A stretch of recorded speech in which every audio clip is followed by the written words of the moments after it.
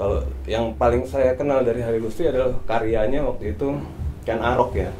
Jadi Ken Arok itu saya ingat banget waktu itu begitu fenomenalnya karya itu sehingga mewabah di semua anak muda waktu zamannya.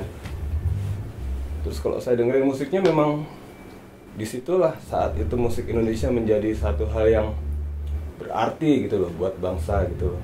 Jadi betul-betul mencerminkan budaya Indonesianya gitu ya. Saat-saat itulah jadi tokoh-tokoh seperti Hari Rusli, Kang Hari, ya kami sangat berterima kasih karena Kang Hari bisa membuat inspirasi yang begitu berarti gitu ya buat Indonesia gitu. Malah saya baru dengar kalau ternyata sekolahnya juga cum laude di Belanda. Berarti ya bukan orang sembarangan gitu, dari istilahnya dari keturunannya dia juga keturunan seorang pujangga ya. Berarti memang dia, kalau saya bilang ya pahlawan bangsa. Hari Rusli adalah pahlawan bangsa.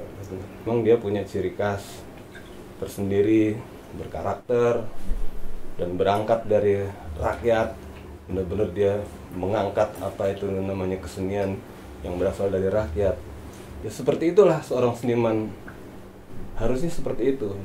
Jadi betul-betul dia bisa memahami gitu, karena kita seorang seniman kan memang bekerja buat rakyat, bekerja buat masyarakat. Kita bukan orang yang bekerja buat birokrasi, bukan orang yang bekerja buat satu institusi, bukan, tapi kita betul-betul mengabdi sama rakyat gitu. Jadi saya pikir itulah yang membedakan Hari Rusli dengan seniman-seniman lainnya.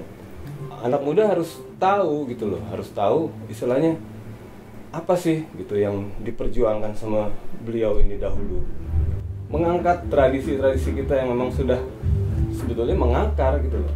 Kalau kita kembalikan lagi dengan cara kita bikin atribut, terus bikin rekamannya istilahnya di lagu-lagu Kang Hari dimainin sama anak-anak muda sekarang gitu ya, di atribut di CD gitu.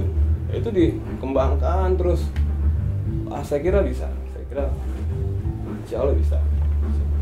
Menurut kami Hari Rusli itu seorang seniman multidimensi yang berkarya lewat berbagai media seperti rupa, teater, juga musik. Dan semua karyanya itu tidak cuma berhasil tapi juga bermakna buat banyak orang. Dia juga seorang legenda. Dan yang pasti dia adalah pelopor musik kontemporer di Indonesia. Yang bikin beda itu apa ya? Mungkin dari lirik juga pasti beda ya. Iya, apalagi dalam lagu-lagunya tuh dia selalu mengangkat tema lirik-lirik yang aneh gitu, macam judul-judulnya pun udah aneh gitu, Maria, anjing-anjing beringas. Terus dia selalu punya lirik-lirik yang multitafsir gitu. Kadang-kadang kita nggak tahu pasti ini sebenarnya apa sih artinya, tapi maksud dari si Kang Hari Rusli gitu. Si semangatnya atau visi dia gitu mungkin yang harus kita terapkan dan kita sesuaikan dengan apa yang ada di zaman sekarang. Penting juga sih untuk tahu karya-karya dia, karena itu tadi dia punya karya yang tidak biasa dan kita bisa belajar banyak gitu dari karya-karyanya. Bahwa komposisi musiknya yang kaya, lalu liriknya juga yang tidak biasa, itu bisa menjadi bahan pelajaran juga buat kita-kita semua yang muda-muda. Yang pasti terima kasih banyak buat Kang Hari Rusli yang sudah menginspirasi banyak hal bagi kita yang muda-muda ini untuk bisa menciptakan karya-karya yang juga begitu banyak terinspirasi dari beliau. Ya, ini tahun ke-10 untuk memperingati beliau.